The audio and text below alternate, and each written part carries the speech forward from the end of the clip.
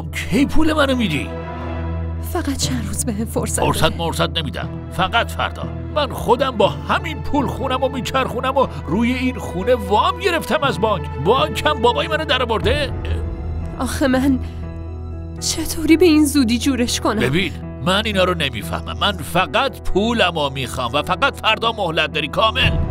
باشه چشم، سعیمو میکنم. سعی نکن، حتمیش کن، وگرنه تا فردا باید از این خونه بری. چشم یه کاریش میکنم.